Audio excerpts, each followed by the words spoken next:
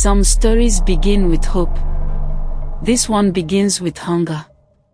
And it ends with screams and pain no one hears. This is the story of three boys who were born with nothing, lived with nothing, and dared to chase something. But the price was everything. Ode, Bolu, and Femi. Three friends. Three lives. One problem: poverty.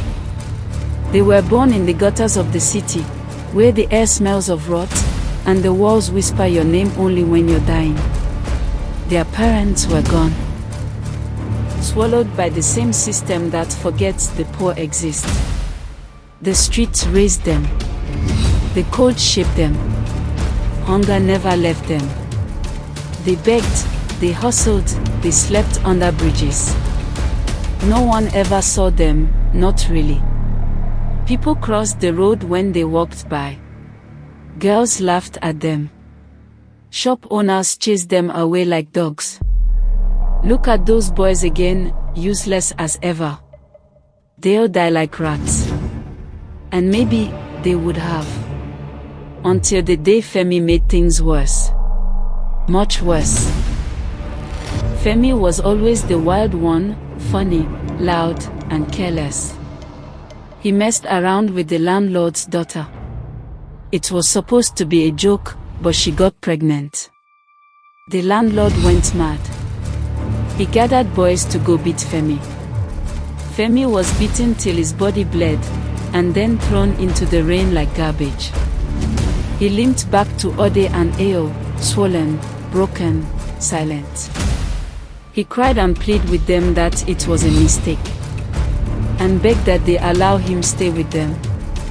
That night, none of them spoke. Just three boys, staring into the leaking ceiling, wondering what tomorrow had to offer. Answer: nothing. The next day they went to meet a man and begged him to take them to his farm as laborers in exchange of food. The man concurred. As they were going, the man was telling them about a story of the lonely and abandoned forest in the deeper end of the city. Are you boys aware that the Ajash forest was abandoned because people in the olden days usually go there to find wealth?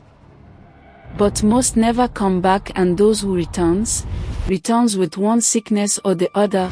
In fact, only two people has been said to go there and come back alive. They truly became wealthy but died younger than their peers.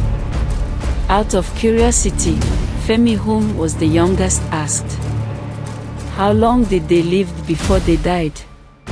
The man answered, I was not told, I was only aware that they died younger. The forest is said to be very old. A forest older than sin. The forest that weeps. Inside it is the sea of ice. Bring back water from it, and you will never be poor again. That forest is alive. It feeds on fear, on regret. It will show you things that should not be seen. Only the brave at heart can go and come back. Many entered. Few returned. Those who didn't return whole. Don't ever try to go or near the place. Those are usually the words of my grandfather before his passing. The boys were silent. When they got back to their tattered house, they pondered on the words of the man. Then Bolu whispered, if we stay here, we die slow.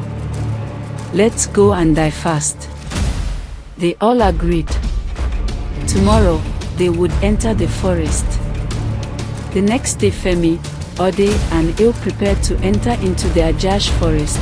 They packed and carried all they had, a bag that was torn, few cloths, Gary, and the remnant of the food the man gave them. Femi faced them and asked, are we sure we are doing the right thing? You all heard what the man said. Most of the people that went there never made it back. Bolu replied and said, what is the difference between you and the dead? By the way, we might wake up tomorrow and be dead of hunger, so let's go. If we die, we die, and if we made it back, well, we will become wealthy. Be optimistic, Femi, we will make it back. It was raining when they entered the forest.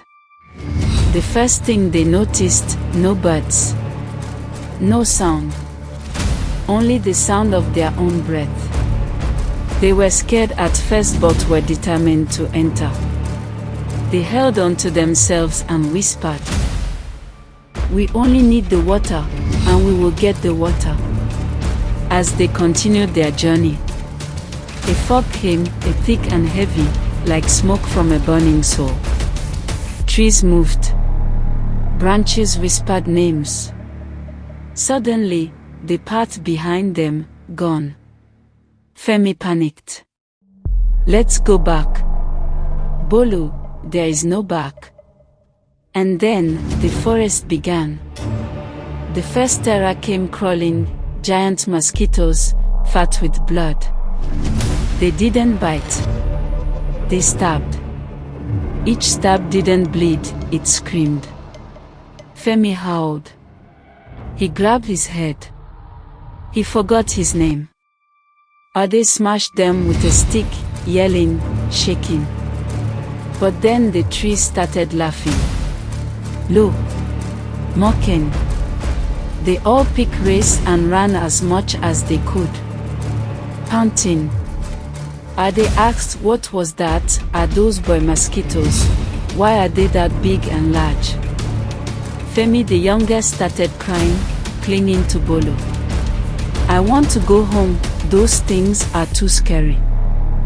"Don't worry, Femi, that's just to scare us. We won't see anything like that again," Bolu replied. But deep down Bolu was fidgeting. It was getting dark. They decided to sit by a large tree and rest. But then came the shadow people, humans made of smoke, with stitched eyes and no mouths. They surrounded the boys at night, watching, never blinking. One whispered into Bolu's ear, "Your mother never loved you." Another whispered to Femi, "You are the curse in her womb." They ran. They continued walking till they saw a river. Femi had earlier complained of being thirsty. He ran to the river, dipped his face into it to drink. Immediately the water entered his mouth. It turned to blood and Femi exploded into pieces. Bolu and Ode screamed and ran as much as possible. They came to a stop and Ode pleaded with Bolu that they should go back. "There's no going back. We either die trying or we just die here." They continued walking. They reached the sea of ice. It wasn't a sea, it was a mouth. A giant black lake, filled with blinking, floating eyes. No wind. No ripples. Just the feeling that they were being seen. Bolu walked forward. "This is it. This is the sea of ice, let's get it and leave." He dipped the bottle and screamed. The water grabbed his hand, dragged him in, and whispers, "I want to eat, I need blood." Bolu called Ode to come forward and drag him out, but instead Bolu pushed Ode inside the water. The water immediately released him. Ice filled Ade's mouth. They popped inside him. Bolu watched as Ade's body melted, not like fire, like sorrow. Then, silence. Feeling guilty, he screamed, "No, Bolu." Only his voice echoing. He sat there for a while wailing. Bolu lost it. He sat down and started blaming himself for allowing them continue the journey. Now he has lost the only two people that meant the world to him. Bolu snapped. "If I don't take this water back, all this suffering was for nothing." He turned to leave, and was met with a creature, tall, skinless, eyes hanging from its ribs. It opened its mouth, and Bolu saw his childhood inside it. His mother dying, his father hanging, or they screaming. Bolu screamed. His skin turned gray. His legs snapped backwards. He fell and crawled into the water willingly.